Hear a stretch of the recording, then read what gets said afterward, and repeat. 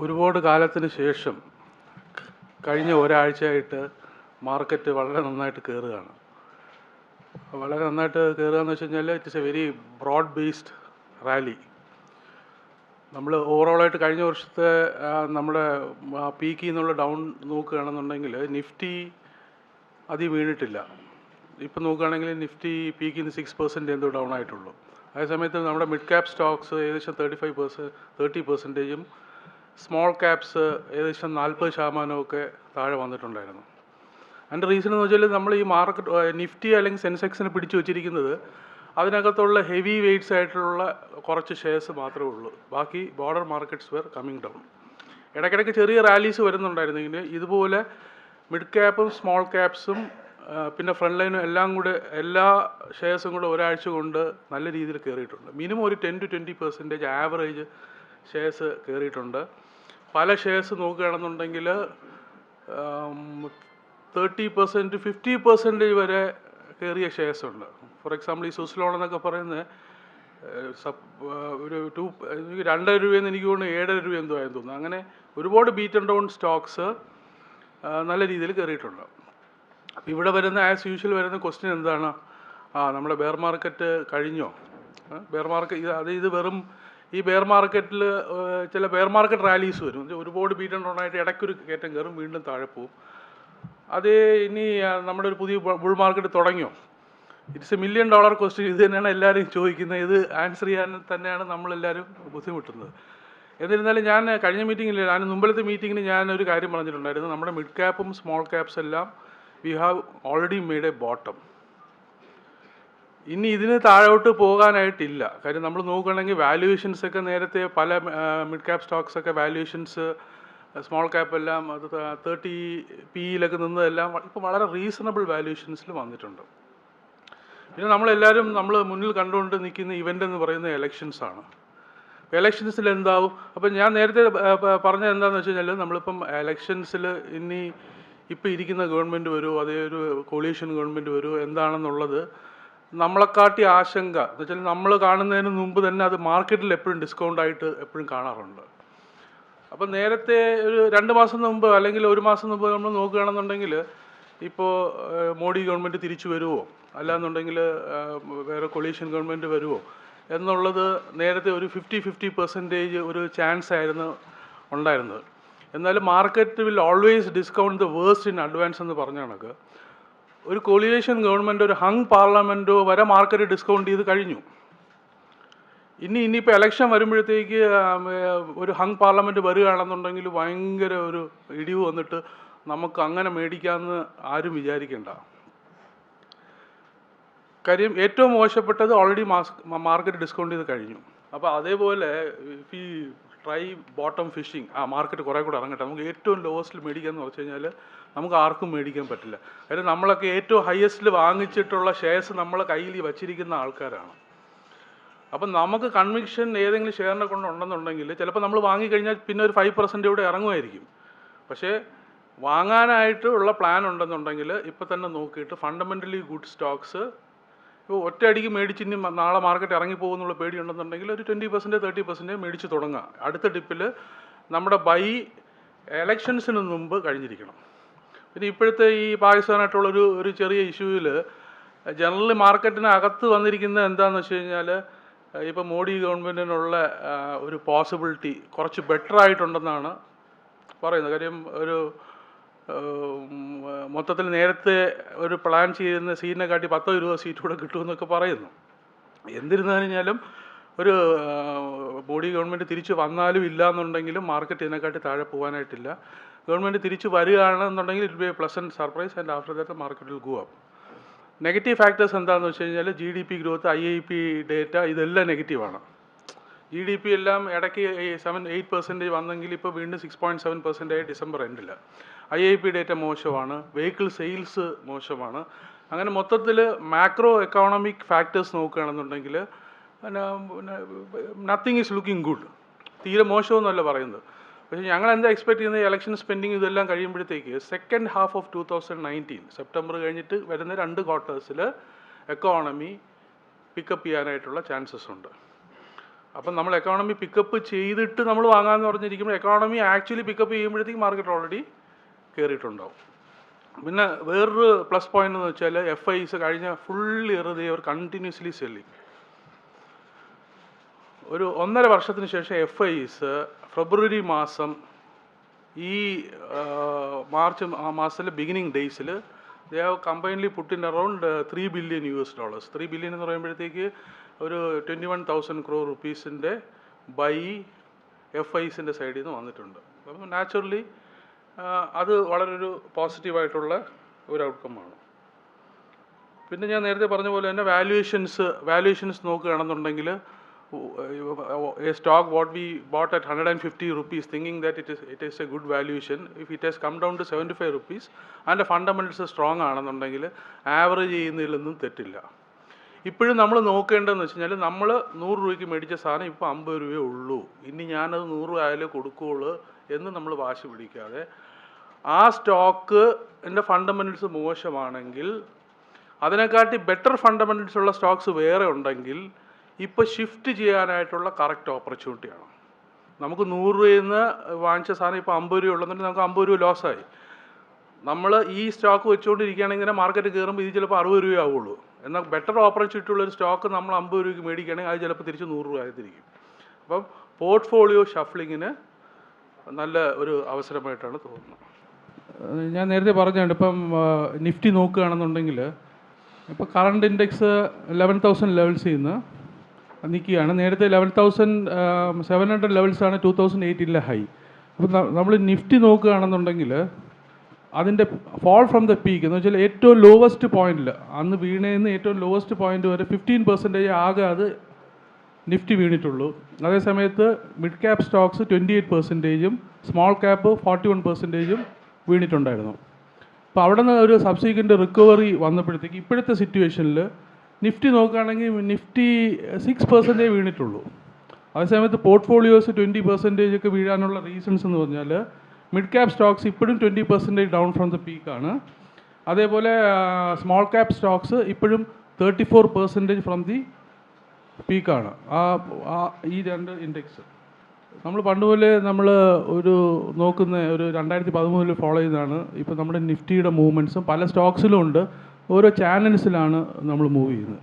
ഇപ്പോൾ ഇതൊരു അപ്വേർഡ് ചാനലിൽ മൂവ് ചെയ്തു. അത് കഴിഞ്ഞിട്ട് ഇതാണ് നമ്മൾ കണ്ട കറക്ഷൻ. 2017 എന്നുള്ളൊരു ഷാർപ്പ് കറക്ഷനായിരുന്നു, ഒരു ഡൗൺവേർഡ് ഒരു ഫോൾ ഉണ്ടായിരുന്നു. ഈ ഡൗൺവേർഡ് ഫോൾ കഴിഞ്ഞു. കാര്യം വെച്ചാൽ ഡൗൺവേർഡ് ഫോളിൽ നിന്ന് ആ ചാനലിൽ നിന്ന് ഇപ്പോൾ ഒരു പുതിയൊരു ചാനൽ നമ്മൾ ഒരു 4-5 മാസം മുമ്പേ നമ്മൾ ഡെവലപ്പ് ചെയ്തിരിക്കുന്നത്. ഈ ചാനലിൻ്റെ സ്ലോപ്പ് കുറവാണെങ്കിൽ ഈ ചാനൽ ഗ്രാജുവലായിട്ട് കയറുകയാണ്. അപ്പോൾ ഇനി ഇത്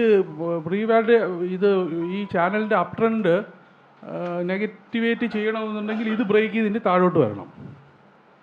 പക്ഷേ ഇപ്പോൾ ഉള്ള ചാനൽ ഒരു റൈസിങ് ചാനലാണെങ്കിൽ ഞങ്ങൾ ഫർദർ നോക്കിയപ്പോഴത്തേക്ക് we can see that it is sideways movement with ഒരു അപ്വേർഡ് ബയാസിൽ ഒരു സൈഡ് വേസ് മൂവ്മെൻ്റ് ആണ്. അതിൽ ഈ 11,100 എന്ന് പറയുന്നത് ഒരു ക്രൂഷ്യൽ ലെവലാണ്. അത് 2 പ്രാവശ്യം ആ ലെവൽ വന്നിട്ട് തിരിച്ച് മാർക്കറ്റ് താഴോട്ട് വന്നു. ഇനി താഴോട്ട് വരികയാണെന്നുണ്ടെങ്കിൽ 10,700 താഴോട്ട് നിഫ്റ്റി വരാനുള്ള ചാൻസസ് വളരെ കുറവാണ്. ഇത് നമ്മൾ ഫിബൊനാച്ചി റിട്രേസ്മെൻറ്റ് ലൈൻസാണ് നമ്മൾ മിക്കവാറും മീറ്റിങ്സിന് കാണിക്കുന്നതാണ്. ഈ തിയറി എന്താണെന്ന് വെച്ച് കഴിഞ്ഞാൽ നമ്മളിപ്പോൾ ഒരു ടോട്ടൽ ഫോളിൻ്റെ അല്ലെങ്കിൽ ഒരു ടോട്ടൽ റൈസ് അതിൻ്റെ ആ ഇപ്പോൾ മാർക്കറ്റ് ഈ പോയിന്റിൽ നിന്ന് നമ്മൾ ഇത്രയും താഴെ മാർക്കറ്റ് വീണിട്ട് മാർക്കറ്റ് റിക്കവറി ചെയ്യുകയാണ്. അപ്പോൾ മാർക്കറ്റ് ഈ ഫിബൊനാച്ചി പല ലെവൽസ് ഉണ്ട്. 23.8 അത് 50% എന്ന് പറഞ്ഞിട്ട് പല ലെവൽസ് ഉണ്ട്. ഇത് റിക്കവറി ചെയ്തിട്ട് ഈ ഏതെങ്കിലും ലെവലിൽ മുകളിലോട്ട് പോയിട്ട് ഇത് തിരിച്ചു വരാം. ഈ 61.8% എന്ന് പറയുന്ന ഒരു ലെവലുണ്ട്. എന്ന് വെച്ചാൽ ടോട്ടൽ ഫോളിൻ്റെ 61.8% മുകളിലോട്ട് മാർക്കറ്റ് പോവുകയാണെങ്കിൽ, that is if it has recovered more than 61.8% of the total fall, then we say that the down fall is over. അപ്പോൾ ഇതിപ്പോൾ മാർക്കറ്റ് വീണിട്ട് ഈ 61.8% എന്ന് പറയുന്ന 11,100 ലെവലാണ്. അതിന് മേളിലൊരു കൺസിസ്റ്റൻ്റായിട്ട് മാർക്കറ്റ് ക്ലോസ് ചെയ്യണമെന്നുണ്ടെങ്കിൽ നേരത്തെ വന്ന ഈ ഹൈ കട്ട് ചെയ്ത് മാർക്കറ്റ് മുകളിലോട്ട് പോകും. ഈ തിയറി ഒരു 90% of the times it has worked out well. ഇപ്പോൾ എന്താ പറ്റിയെന്ന് വെച്ച് കഴിഞ്ഞാൽ 2 പ്രാവശ്യം ഈ 11,100 ലെവൽസിൽ നേരത്തെ ഒരു പ്രാവശ്യം പോയി. ഇപ്പോൾ വന്നിട്ട് ഒരു 11,000 ഒരു 78 ലെവൽസ് വരെ പോയിട്ട് നിഫ്റ്റി വീണ്ടും താഴോട്ട് വന്നു. അപ്പോൾ ഈ 11,100 ഒരു ക്രൂഷ്യൽ ലെവലാണ്, നമ്മൾ എപ്പോഴും വാച്ച് ചെയ്യണം. അത് കഴിയുകയാണെന്നുണ്ടെങ്കിൽ മാർക്കറ്റ് കയറിപ്പോകാനുള്ള ചാൻസ് ഉണ്ട്. ഇപ്പോൾ നിഫ്റ്റി കയറുകയാണെന്നുണ്ടെങ്കിൽ naturally mid cap small caps everything will follow. നമുക്ക് റെക്കമെൻഡേഷൻസോടെ സ്റ്റാർട്ട് ചെയ്യാവുന്നതാണ്. ഫസ്റ്റ് നമ്മൾ കൊടുത്തിരിക്കുന്ന കൂടുതലും ഫിനാൻഷ്യൽസ് ബീറ്റ് ആൻഡ് ഡൗൺ സെക്ടേഴ്സിൽ കുറച്ച് നല്ല കമ്പനിയും വാല്യുവേഷൻ കംഫർട്ടുള്ള കമ്പനിയാണ് സെലക്ട് ചെയ്തിരിക്കുന്നത്. ഫസ്റ്റ് നോക്കുകയാണെങ്കിൽ ക്യാൻഫിൻ ഹോംസ് ആണ്. അപ്പോൾ നമുക്ക് നോക്കുകയാണെങ്കിൽ ഇപ്പം പൊതുവെ ഹോം ഫിനാൻസ് നല്ലൊരു ടീമായിരുന്നു കഴിഞ്ഞ ഒരു 2 ഇയേഴ്സിന് ബാക്കിൽ. ഇപ്പോൾ കുറച്ച് റിയൽ എസ്റ്റേറ്റ് ഈ NBFCയുടെ ക്രൈസിസ് വന്നതോടെ ലെൻഡിങ് പൊതുവെ കുറച്ചിട്ടുണ്ട്. എല്ലാ NBFCയും ബാങ്ക്സൊക്കെ ലെൻഡിങ് കുറച്ചിട്ടുണ്ട്. അപ്പോൾ റിയൽ എസ്റ്റേറ്റ് കുറച്ച് ഡള്ളാണ്, പക്ഷേ ജനറലി പിക്കാവും. ഇപ്പോൾ ക്യാൻഫിൻ ഹോംസിൻ്റെ ഒരു പ്രത്യേകത എന്ന് പറയുമ്പോൾ ഇവർ കൂടുതലും സാലറിഡ് ക്ലാസ്സിനാണ് കൊടുത്തിരിക്കുന്നത്. 92% സാലറിഡ് എംപ്ലോയീസിനാണ്. ഡെവലപ്പേഴ്സിന് അവരുടെ ലോൺ ബുക്ക് വളരെ കുറവാണ്. അപ്പോൾ ജനറലി ഫസ്റ്റ് ഡിഫോൾട്ട് വരുന്നത് ഡെവലപ്പേഴ്സിൻ്റെയൊക്കെ ബുക്കായിരിക്കും. ജനറലി റീറ്റെയിൽ ക്ലയൻസിൽ അതും സാലറി ക്ലാസ് NPA വളരെ കുറവാണ്. നോക്കുകയാണെങ്കിൽ വളരെ കുറഞ്ഞ NPA ഉള്ള ഒരു കമ്പനിയാണ്.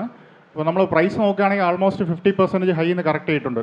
കഴിഞ്ഞ 2017 high mid cap small cap high നോക്കുകയാണെങ്കിൽ ക്യാൻഫിൻ ഹോംസ് ഒക്കെ ആൾമോസ്റ്റ് 50% കറക്റ്റും ചെയ്തിട്ടുണ്ട്. വാല്യുവേഷൻ നല്ല റീസണബിൾ ആയിട്ടുള്ള ലെവലിലും വന്നിട്ടുണ്ട്. അപ്പോൾ ജനറലി എക്കണോമി പിക്കാവുമ്പോൾ ഹോം ഫിനാൻസ് കമ്പനീസൊക്കെ പോസിറ്റീവ് ആയിരിക്കും. അതിൽ നമുക്ക് ഈ ലെവലിൽ മേടിക്കാവുന്ന ഡൗൺ സൈഡ് റിസ്ക് വളരെ കുറവുള്ള ഒരു കമ്പനിയാണ്. സെക്കൻഡ് നോക്കുകയാണെങ്കിൽ സെൻസാർ ടെക് ആണ്. അപ്പം IT കുറച്ച് കഴിഞ്ഞ 1 ഇയർ നല്ല റിട്ടേൺ കൊടുത്തിട്ടുണ്ട്. ഇപ്പം കുറച്ച് സൈഡ് വേസ് ആണ്. അപ്പോൾ അതിൽ സെൻസാർ ടെക്കിൻ്റെ ഒരു പ്രത്യേകത എന്ന് പറയുമ്പോൾ കൂടുതലും ഡിജിറ്റലൈസേഷനിലോട്ട് അവർ പോകുന്നുണ്ട്. അറൗണ്ട് 60-65% ഓഫ് റവന്യൂവും ഡിജിറ്റലിലാണ് പോകുന്നത്. അപ്പോൾ കൂടുതലും വരുന്ന ഒരു ടെക്നോളജിയാണ് ഡിജിറ്റലൈസേഷൻ. ഇപ്പോൾ IT തന്നെ കൂടുതലും കസ്റ്റമൈസേഷൻ കമേഴ്സ്യലൈസേഷൻ വരുന്നതോടെ അത് കൂടുതലും ഈ വരുന്നത് ഡിജിറ്റൽ ടെക്നോളജിയിലാണ്. അപ്പം റിസൾട്ടും കമ്പാരിറ്റീവ്ലി ബെറ്ററാണ്. ബാക്കിയുള്ള IT കമ്പനീസ് വെച്ച് നോക്കുമ്പോൾ റിസൾട്ട് ബെറ്ററാണ്. അതുപോലെ നല്ല ഡിവിഡൻഡ് കൊടുക്കുന്ന ഒരു കമ്പനിയാണ്. അതും മിഡ് ക്യാപ് കാറ്റഗറി നല്ല റീസണബിളായിട്ട് വാല്യൂഡാണ്. ഈ ലെവലിൽ നമുക്ക് മേടിക്കാവുന്നതാണ്. പിന്നെ നമ്മൾ നോക്കുകയാണെങ്കിൽ ഹിമാദ്രി കെമിക്കൽസ് ആണ്. അപ്പം സ്പെഷ്യാലിറ്റി കെമിക്കൽസ് എന്ന് പറഞ്ഞാൽ ഒരു വലിയ കാറ്റഗറിയാണ്. പക്ഷേ അതിൽ കുറച്ച് കമ്പനീസൊക്കെ ഇപ്പോഴും നല്ല ബിസിനസ് ഉണ്ട്. ഹിമാദ്രി കെമിക്കൽസിൻ്റെ ഒരു HSCL ഒരു പ്രത്യേകത എന്ന് പറയുമ്പോൾ ഇവർ കൂടുതലും ഈ ലിത്തിയം അയോൺ ബാറ്ററിയാണ് അടുത്തൊരു emerging sector. Lithium ion battery കൂടുതൽ യൂസ് ചെയ്യുന്ന ഈ സോളാർ ബേസ്ഡ് പവർ പ്ലാന്റിനും സോളാർ ബാറ്ററീസിനൊക്കെയാണ്. ഇലക്ട്രിക്കൽ വെഹിക്കിൾസിൽ കൂടുതൽ യൂസ് ചെയ്യുന്നത് ലിത്തിയം അയൺ ബാറ്ററീസാണ്. അപ്പോൾ അത് ഇന്ത്യയിൽ പ്രൊഡക്ഷൻ സ്റ്റാർട്ട് ചെയ്യുന്നേ ഉള്ളൂ. അപ്പോൾ കാര്യം നമുക്ക് ഇലക്ട്രിക് വെഹിക്കിൾസും അതുപോലെ സോളാർ ബേസ്ഡ് ഇൻഡസ്ട്രീസൊക്കെ ഒരു സൺറൈസ് സെക്ടറാണ്. അപ്പോൾ ഈ ലിത്തിയം അയൺ ബാറ്ററീസിൻ്റെ റാ മെറ്റീരിയൽ അവരുടെ ആനോഡ് അതുപോലെ കെമിക്കൽസൊക്കെ സപ്ലൈ ചെയ്യുന്ന ഒരു കമ്പനിയാണ്. അപ്പോൾ ഇവർക്ക് വരുന്ന കാലത്തുള്ള ബിസിനസ് വളരെ റോബസ്റ്റാണ്. നോർമൽ കെമിക്കൽ കമ്പനി പോലെയല്ല, സ്പെഷ്യാലിറ്റി കെമിക്കൽ ആയതുകൊണ്ട് അവരുടെ ബിസിനസ് ഔട്ട്ലുക്ക് വളരെ സ്ട്രോങ് ആണ്. അപ്പോൾ നമുക്ക് ഈ ലെവലിൽ മേടിക്കാവുന്നതാണ്. അതുപോലെ നേരത്തെ പറഞ്ഞ പോലെ മിഡ് ക്യാപ്പൊക്കെ മുമ്പ് ഹൈ വാല്യുവേഷൻ ആയിരുന്നു. ഇതൊക്കെ കറക്റ്റ് ചെയ്ത് റീസണബിളായിട്ടുള്ള വാല്യുവേഷനിൽ വന്നു കഴിഞ്ഞു. പിന്നെ നോക്കുകയാണെങ്കിൽ മണപ്പുറം ഫിനാൻസ് നമുക്കറിയുന്ന കേരളത്തിലുള്ള ഒരു ഫേമസ് കമ്പനിയായിരുന്നു. 2013 ഭയങ്കരമായിട്ട് ക്രാഷ് ചെയ്തൊരു കമ്പനിയാണ് അതിൻ്റെ പ്രൈസ്. പക്ഷേ ഇപ്പം അവരുടെ ബിസിനസ് സ്ട്രോങ് ആണ്. അതുപോലെ ഇപ്പം ഗോൾഡ് ലാസ്റ്റ് 2012 കഴിഞ്ഞിട്ട് ഇപ്പോഴാണ് ഇന്ത്യൻ റുപ്പീസിൽ ഹൈ വന്നിട്ടുണ്ട്. ജനുവരി ഫെബ്രുവരിയിൽ പഴയ 24,000 ആ ലെവൽ ബ്രേക്ക് ചെയ്ത് 25,000 ഫസ്റ്റ് ടൈം വന്നു. അപ്പം ജനറലി ഒരു ഗോൾഡിൻ്റെ പ്രൈസ് വലുതായിട്ട് ഇറങ്ങത്തില്ല. ഈ ലെവലിൽ നിൽക്കാൻ കുറച്ചൊരു അപ് ട്രെൻഡും ചാൻസ് ഉണ്ട്. അപ്പോൾ അങ്ങനെ നോക്കുകയാണെങ്കിൽ ഗോൾഡ് ലോൺ കമ്പനീസൊക്കെ പോസിറ്റീവാണ്. മുത്തൂറ്റ് അതുപോലെ മണപ്പുറം ഫിനാൻസൊക്കെ പോസിറ്റീവാണ്. അപ്പോൾ മണപ്പുറം ഫിനാൻസ് അവർ നല്ല ബിസിനസ് ഔട്ട്ലുക്ക് നല്ല പോസിറ്റീവാണ്. നല്ല രീതിയിൽ ബിസിനസ് വരുന്നുണ്ട്. റിസൾട്ടും നല്ല ബെറ്ററാണ്. കഴിഞ്ഞ പ്രാവശ്യം റിസൾട്ട് വന്നപ്പോൾ തന്നെ അറൗണ്ട് 30-40% ഈ പ്രോഫിറ്റ് ഗ്രോത്ത് ഉണ്ടായിരുന്നു. അപ്പോൾ റിസൾട്ട് വന്നപ്പോൾ തന്നെ അതിൻ്റെ ഒരു അപ് ട്രെൻഡ് ഉണ്ട്. ഇപ്പോൾ നിയർലി ഹൈലാണ് നിൽക്കുന്നത്. എങ്കിലും ഈ ലെവലിൽ മേടിക്കാമെന്നാണ് ഒരു നല്ലൊരു റിട്ടേൺ കിട്ടുന്നതാണ് നിയർ ടൈം. നമ്മൾ ലാസ്റ്റ് കൊടുക്കുന്നത് ഒരു ക്രോംപ്ടൺ ഗ്രീവ്സ് കൺസ്യൂമറാണ്. ഇത് നമ്മളൊരു ഡിഫൻസീവ് പ്ലേ ആണ്. കാരണം ഇലക്ട്രിക്കൽ ആൻഡ് ഹോം അപ്ലയൻസസിലുള്ളതാണ്. മുമ്പ് ക്രോംപ്ടൺ ഗ്രീവ്സ് എന്നുള്ള കമ്പനി രണ്ടായിട്ട് ഡീമർജ് ചെയ്ത് ക്രോംപ്ടൺ പവറും ക്രോംപ്ടൺ ഗ്രീവ്സ് കൺസ്യൂമർ ഡ്യൂറബിൾസ് ആയിക്കഴിഞ്ഞു. ഇവരുടെ പ്രോഡക്റ്റൊക്കെ നോക്കുകയാണെങ്കിൽ നല്ല ഗീസർ ആയാലും അതുപോലെ ലൈറ്റ്സ് ആയാലും എല്ലാം നല്ല ക്വാളിറ്റിയുള്ള പ്രോഡക്റ്റാണ്. അതുപോലെ പുതിയ ഇന്നോവേറ്റീവ് പ്രോഡക്റ്റൊക്കെ ഇവർ ഇംപ്ലിമെൻ്റ് ചെയ്യുന്നുണ്ട്, മാർക്കറ്റിൽ വരുന്നുണ്ട്. അപ്പം പുതിയതായിട്ട് ഒരു നോൺ ഡസ്റ്റ് ഫാൻസ് ഒക്കെ പറഞ്ഞ് ഇറങ്ങുന്നുണ്ട്. അത് ഫാനിൽ ഡസ്റ്റൊന്നും ടച്ച് ചെയ്യത്തില്ല, അങ്ങനെ ഒരു പുതിയ ടെക്നോളജി ബേസ്ഡ് പ്രോഡക്റ്റ് ഇറക്കിയിട്ടുണ്ട്. ഇപ്പോൾ അതാണ് സീലിംഗ് ഫാൻസിൽ കുറച്ച് ഫേമസ് ആയിട്ട് വരുന്ന ഒരു ഇതാണ് നോൺ ഡസ്റ്റബിൾ ഫാൻസ് എന്ന് പറഞ്ഞ്. അപ്പോൾ അപ്പോൾ അതുപോലത്തെ പുതിയ പുതിയ ഇന്നോവേറ്റീവ് പ്രോഡക്റ്റ് ഇറക്കുന്നുണ്ട്. കൺസ്യൂമർ ഡ്യൂറബിൾസിൽ one of the largest leading കമ്പനിയാണ്. അപ്പോൾ പൊതുവേ ഇങ്ങനത്തെ കമ്പനി FMCG അതുപോലെ കൺസ്യൂമർ ഡ്യൂറബിൾസിലുള്ള കമ്പനിയൊക്കെ എപ്പോഴും വാല്യൂഷൻ ഹൈലി ട്രേഡ് ചെയ്യത്തുള്ളൂ. ഇപ്പോഴത്തെ ലെവലിൽ ഒരു റീസണബിൾ വാല്യൂഷനാണ്, വളരെ ഹൈ എന്ന് പറയാൻ പറ്റത്തില്ല. കാരണം മാർക്കറ്റിൻ്റെ എൻഡിലൊക്കെ എല്ലാം 60-50 ആ ലെവലിൽ മുകളിലൊക്കെ ട്രേഡ് ചെയ്തിട്ടുണ്ട് എല്ലാ FMCG കമ്പനിയും ഈ കൺസ്യൂമർ ഡ്യൂറബിൾസ് കമ്പനിയൊക്കെ. അപ്പോൾ ഈ ലെവലിൽ നമുക്ക് മേടിക്കാനാണ്. ഒരു ആവറേജ് റിട്ടേൺ എപ്പോഴും കിട്ടുന്നതാണ്, വലിയ ഡൗൺ സൈഡ് ഇല്ലാത്ത ഒരു ഷെയറാണ്. കഴിഞ്ഞ മാസത്തിൻ്റെ റെക്കമെൻഡേഷനാണ് ഫെബ്രുവരിയിൽ നമ്മൾ കൊടുത്ത. കൂടുതലും ബാൽറാം പോർച്ചിനിയും പ്രാജ് ഇൻഡസ്ട്രീസിലും നല്ല റിട്ടേൺ കൊടുത്തിട്ടുണ്ട്. ആക്ച്വലി പ്രാജ് 167 വരെ ഹൈ പോയിട്ടുണ്ട്. ഒരു ബാൽറാം പോർച്ചിനി 16 ആണ് കൊടുത്തത്, 144 വരെ പോയി. നമ്മളൊരു 125 ടാർജറ്റ് കൊടുത്തെങ്കിലും നല്ല റിട്ടേൺ 14-15% റിട്ടേൺ കൊടുത്തിട്ടുണ്ട്. ടെക്സ്റൈലും നല്ല റിട്ടേൺ കൊടുത്തിട്ടുണ്ട്. ഒരു 30 പൈസയിലാണ് അത് ടാർജറ്റ് മിസ്സായത്. പിന്നെ നമ്മൾ ലാസ്റ്റ് 1 മന്തിൽ നമ്മൾ കണ്ടത് മിഡ് ആൻഡ് സ്മോൾ ക്യാപ്പ് റാലിയാണ്. അപ്പോൾ അതൊക്കെ നല്ല റിട്ടേൺ കൊടുത്തിട്ടുണ്ട്. റിലയൻസ് എക്സലിയെക്കാളും ഫ്ലാറ്റാണ്. രണ്ടും നല്ല കമ്പനിയാണ്, ഹോൾഡ് ചെയ്യാനാണ്. കമ്പാരിറ്റീവ്ലി 7% റിട്ടേൺ കൊടുത്തിട്ടുണ്ട്. നിഫ്റ്റി നോക്കുകയാണെങ്കിൽ ആൾമോസ്റ്റ് 1% റിട്ടേൺ ആണ് കൊടുത്തിട്ടുള്ളത്. ഒരു നല്ല പെർഫോം ചെയ്തിട്ടുണ്ട് കഴിഞ്ഞ മാസത്തെ പോർട്ട്ഫോളിയോ. പിന്നെ നമുക്ക് കറണ്ട് മാർക്കറ്റ് സിനാരോ പ്രസൻറ്റേഷൻ നോക്കാമെന്നാണ്. നമ്മൾ ലാസ്റ്റ് 2 വീക്സായിട്ട് നോക്കുകയാണെങ്കിൽ ലാർജ് ക്യാപ് സ്റ്റോക്സൊക്കെ നല്ല കൺസോൾട്ടേഷനാണ്. നമ്മൾ അതിന് മുമ്പ് നോക്കുകയാണെങ്കിൽ കൂടുതലും HDFC ബാങ്ക്, റിലയൻസ് ഒക്കെയാണ് മാർക്കറ്റിനെ കൊണ്ടുപോയിക്കൊണ്ടിരുന്നത്. മിഡ് ക്യാപ്പ് സ്മോൾ ക്യാപ്പ് എല്ലാം ഒരു കറക്ഷൻ മോഡലായിരുന്നു, അല്ലെങ്കിൽ സൈഡ് വേവ്സ് ആയിരുന്നു. ലാസ്റ്റ് 1 മന്തായിട്ട് നോക്കുകയാണെങ്കിൽ ലാർജ് ക്യാപ്പ് എല്ലാം കൺസോൾട്ടേറ്റഡ് ആണ്.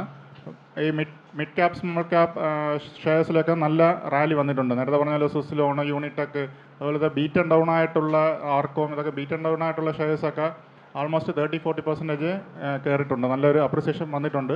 എൻ്റയർ ബോർഡ്, അതായത് എല്ലാ ഷെയറിലും ഒരു ബ്രോഡ് ബേസ്ഡ് റാലി നമുക്ക് വിറ്റ്നസ് ചെയ്യാൻ പറ്റി. Particularly last weekend Friday, Tuesday, Wednesday, ഈ ആഴ്ച ട്യൂസ്ഡേ, വെനസ്ഡേ ഒരു 3-4 ദിവസം കൊണ്ട് തന്നെ നല്ല അപ്രിസിയേഷൻ ഉണ്ടായിരുന്നു.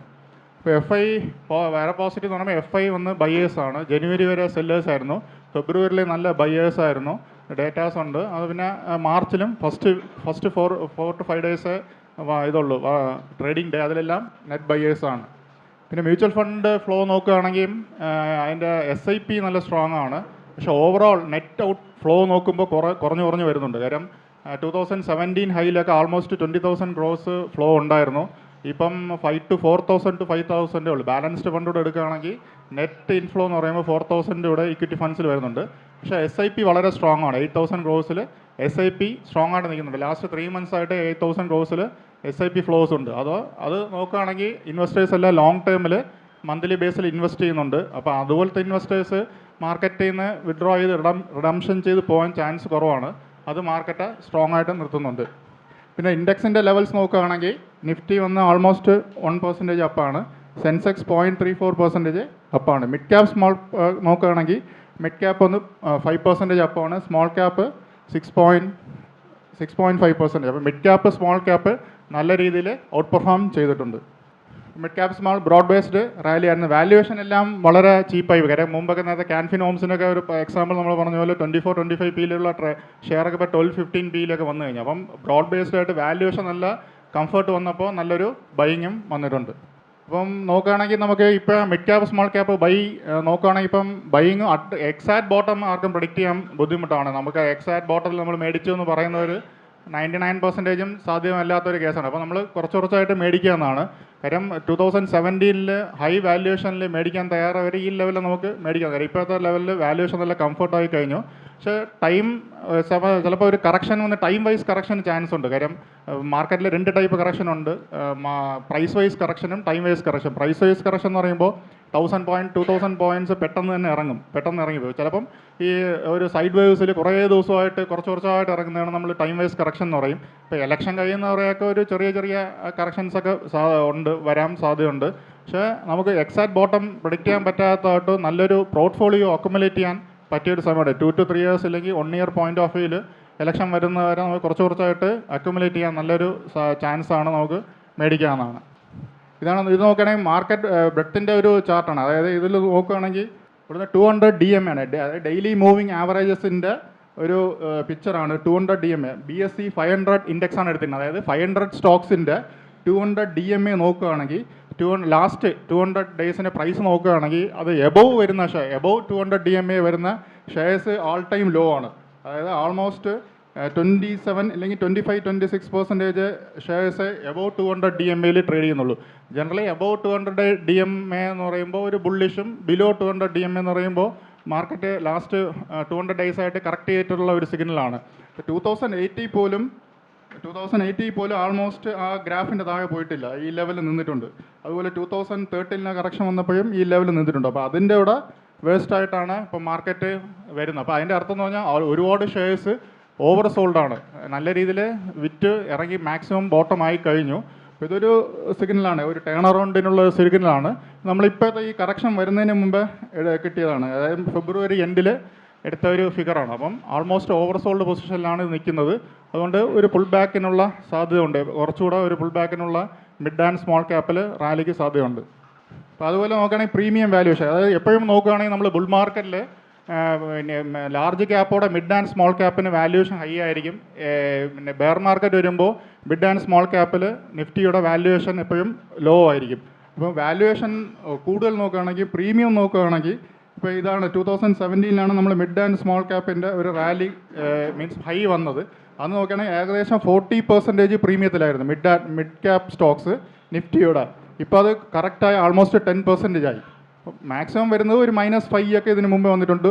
2014 ബോട്ടത്തിൽ 20% വന്നിട്ടുണ്ട്. അപ്പം ഈ 40% പ്രീമിയത്തിൽ നിന്ന് ആൾമോസ്റ്റ് 10% പ്രീമിയം വന്നു.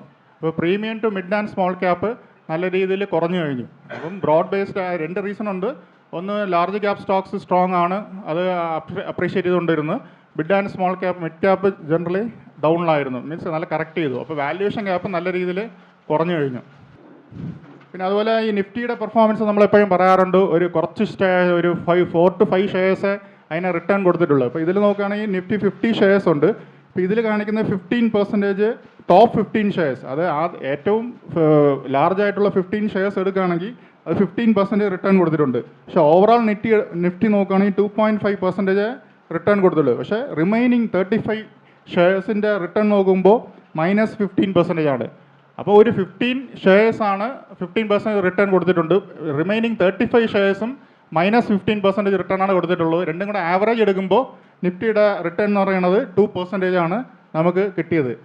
കഴിഞ്ഞ December 17 ടു ഈ ആൾമോസ്റ്റ് കഴിഞ്ഞ മിഡ് ആൻഡ് സ്മോൾ ക്യാപ്പിന് ഹൈ നമ്മൾ ലാസ്റ്റ് 1 ഇയർ എടുക്കുകയാണെങ്കിൽ അപ്പം purely market is leading by top 15 stocks. അതിൽ Axis bank, ICICI, HDFC bank, HDFC, Reliance, TCS ഇതൊക്കെ വരാം.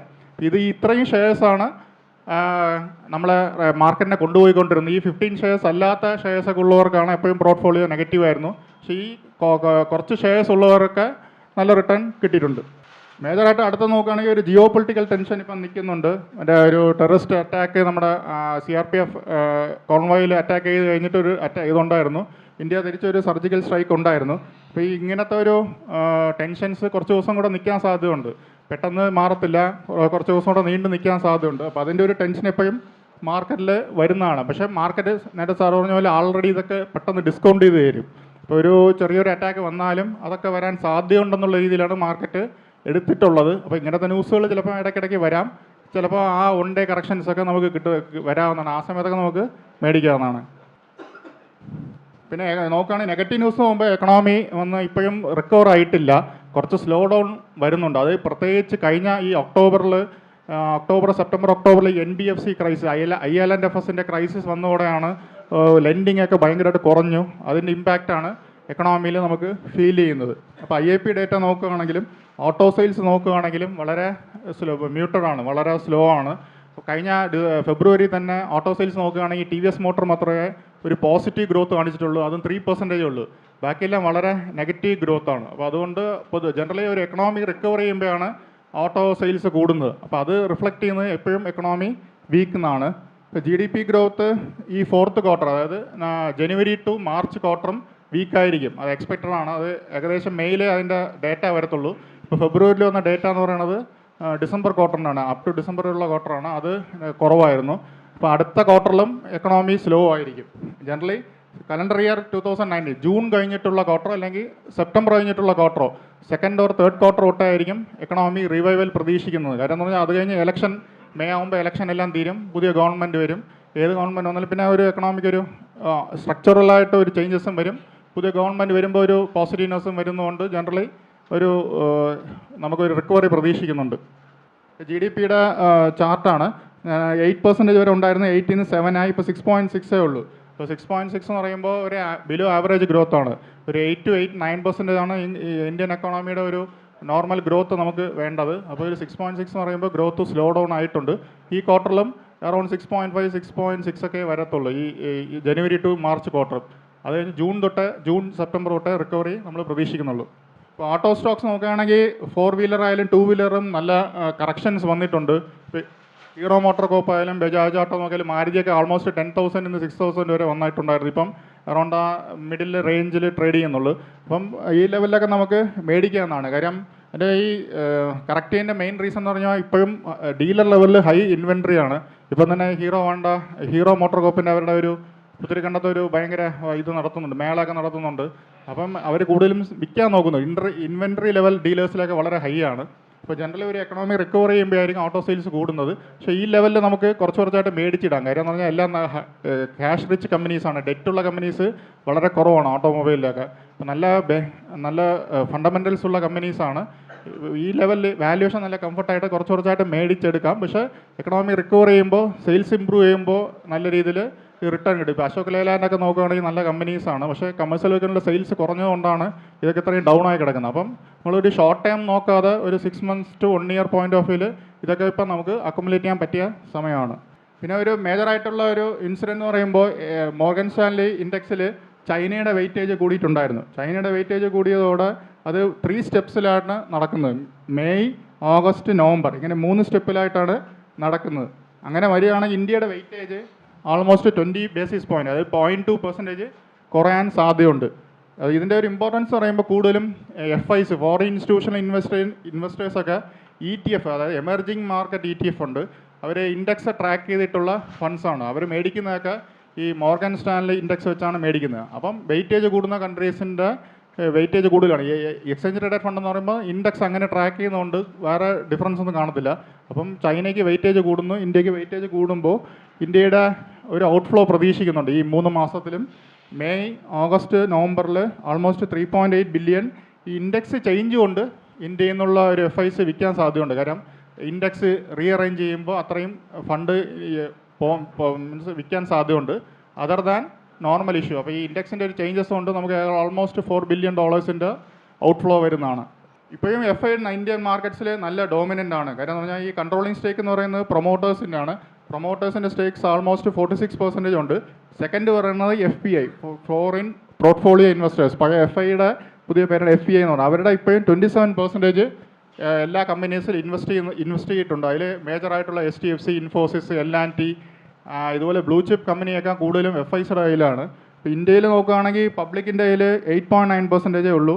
അതുപോലെ ഡൊമസ്റ്റിക് മ്യൂച്വൽ ഫണ്ട്സിൽ 7.4%, ഇൻഷുറൻസ് അതുപോലെ കമ്പനിയൊക്കെ EPF അതുപോലത്തെ കമ്പനീസൊക്കെ 7.2%. അപ്പോൾ 15% ഉള്ളൂ ഡൊമസ്റ്റിക് ഇൻസ്റ്റിറ്റ്യൂഷൻ്റെ കയ്യിൽ, 8% പബ്ലിക്കിൻ്റെ കയ്യിലുണ്ട്. അപ്പോൾ ഇപ്പോഴും ഏറ്റവും മേജറായിട്ടുള്ള ഒരു പ്ലെയർ എന്ന് പറയുമ്പോൾ പ്രൊമോട്ടേഴ്സ് ജനറലി വിൽക്കത്തില്ല. അത് കഴിഞ്ഞിട്ടുള്ളത് മേജർ പ്ലെയർ FI ആണ്. അതുകൊണ്ടാണ് ഒരു FIയുടെ ഔട്ട്ഫ്ലോ ഒക്കെ വരുമ്പോൾ എപ്പോഴും ഇന്ത്യയെ കുറച്ച് നെഗറ്റീവായിട്ട് വരുന്നത്. ഇപ്പം FIയുടെ ഔട്ട്ഫ്ലോ നോക്കുകയാണെങ്കിൽ അപ് ടു ജനുവരി വരെ സെല്ലേഴ്സ് ആയിരുന്നു. കഴിഞ്ഞ വർഷം നോക്കിക്കഴിഞ്ഞാൽ മാക്സിമം സെല്ലിംഗ് ആയിരുന്നു. അതിന് 2 റീസൺ ഉണ്ട്. ഒന്നിക്കൻ മാർക്കറ്റ് അവരുടെ ഡെവലപ്ഡ് മാർക്കറ്റ് നല്ല റിട്ടേൺ കൊടുത്തിട്ടുണ്ട്. അപ്പോൾ അവർക്ക് കറൻസി എക്സ്ചേഞ്ച് റിസ്ക് ഇല്ലാതെ തന്നെ അമേരിക്കയിൽ 10% റിട്ടേൺ കിട്ടുവാണെങ്കിൽ എന്തിനാണ് ഇവിടെ വരുന്നത്. അപ്പോൾ അതുകൊണ്ട് കൂടുതലും അവർ ഔട്ട്ഫ്ലോ എടുത്തിട്ട് അവിടെ അമേരിക്കയിലൊക്കെയാണ് കൂടുതൽ ഇൻവെസ്റ്റ് ചെയ്തുകൊണ്ടിരുന്നത്. ജനറലി ഡെവലപ്ഡ് മാർക്കറ്റ് നല്ല രീതിയിൽ പെർഫോം ചെയ്യുമ്പോൾ എമർജിങ് മാർക്കറ്റ്സിൽ ഫ്ലോ കുറയുന്നതാണ്. ഇപ്പോൾ അവിടെ കുറച്ച് സ്റ്റാഗ്നൻ്റായി കാര്യം അമേരിക്കയിലും യൂറോപ്പായാലും ഒരു ഗ്ലോബലി ഒരു സ്ലോ ഡൗൺ എല്ലാവരും പ്രതീക്ഷിക്കുന്നുണ്ട്. അപ്പോൾ അതിൽ സ്ലോ ഡൗൺ വരുന്നത് അമേരിക്കയിലും യൂറോപ്പിലും സ്ലോ ഡൗൺ വരുന്നത് ഇന്ത്യക്ക് പോസിറ്റീവാണ്. കാര്യം കൂടുതൽ ഫണ്ട് ഇന്ത്യയിലോട്ട് വരുന്നതാണ്. അപ്പോൾ ഈ വർഷം തൊട്ട് അതൊരു ചേഞ്ചസ് വന്നിട്ടുണ്ട്. കാര്യം അമേരിക്ക അവരുടെ ഒരു 3% ഉള്ള ഹൈ ഗ്രോത്തിലോട്ട് പോകുന്നൊക്കെ ഒരു പ്രഡിക്ഷൻ കഴിഞ്ഞ വർഷം ഉണ്ടായിരുന്നു. അതൊന്നുമില്ല. ഇപ്പം ആൾമോസ്റ്റ് ഒരു നോർമൽ ഗ്രോത്തിലേ വരത്തുള്ളൂ, ഒരു സ്ലോ ഡൗൺ വരുന്നുണ്ടെന്ന് പറഞ്ഞു. ഇപ്പോൾ കഴിഞ്ഞ ദിവസം കൂടെ യൂറോപ്യൻ യൂണിയൻ്റെ യൂറോപ്യൻ ബാങ്കിൻ്റെ ചെയർമാൻ പറഞ്ഞു യൂറോപ്പും സ്ലോ ഡൗൺ ആണ്, മെയിൻലി ജർമ്മനി സ്ലോ ഡൗൺ ആണ്. അപ്പോൾ യൂറോപ്പും അമേരിക്കയൊക്കെ സ്ലോ ഡൗൺ ആയതുകൊണ്ട് കൂടുതലും ഇന്ത്യക്ക് പോസിറ്റീവാണ്. കാര്യം കൂടുതൽ ഫണ്ട് ഇന്ത്യയിലോട്ട് വരുന്നതാണ്. പിന്നെ അതുകൊണ്ടാണ് ഫെബ്രുവരി മാർച്ച് തൊട്ട് ഒരു ഫണ്ട് വരുന്നുണ്ട്. പിന്നെ ഇവിടുത്തെ ഒരു പൊളിറ്റിക്കൽ ഒരു കുറച്ച് പോസിറ്റീവ് സിനാരിയോ ഒക്കെ വരുന്നതുകൊണ്ടും വരുന്നുണ്ട്. അപ്പോൾ 2 ഫാക്ടേഴ്സ് ഉണ്ട്. ഇവിടുത്തെ വാല്യുവേഷൻ കംഫർട്ടും വരുന്നുണ്ട്, അതുപോലെ അവിടെ ഡെവലപ്ഡ് മാർക്കറ്റിൻ്റെ ഒരു അണ്ടർ പെർഫോമൻസ് വരാൻ സാധ്യതയുണ്ട്. അപ്പോൾ അതുകൊണ്ടാണ് കൂടുതൽ ഫ്ലോസ് വരുന്നുണ്ട്. അത് കണ്ടിന്യൂ ചെയ്യുന്നതാണ്. റുപ്പി നോക്കുകയാണെങ്കിൽ നമ്മൾ 76 വരെ പോയിട്ടുണ്ടായിരുന്നു. കാര്യം എഫ് ഐയുടെ ഔട്ട്ഫ്ലോ വരികയാണെങ്കിൽ ഡോളർ ഡിമാൻഡ് കൂടും. കാര്യം എഫ് ഐ ഇവിടെ എല്ലാം വിറ്റിട്ട് ഡോളറിലാണ് കൺവേർട്ട് ചെയ്ത് കൊണ്ടുപോകുന്നത്. Generally F I heavy selling വന്നു കഴിഞ്ഞാൽ റുപ്പി വീക്ക് ആവും. ഇപ്പോൾ റുപ്പി വീക്കായി 75 വരെയൊക്കെ പോയിട്ടുണ്ടായിരുന്നു. ഇപ്പം തിരിച്ച് സ്റ്റേബിളായി.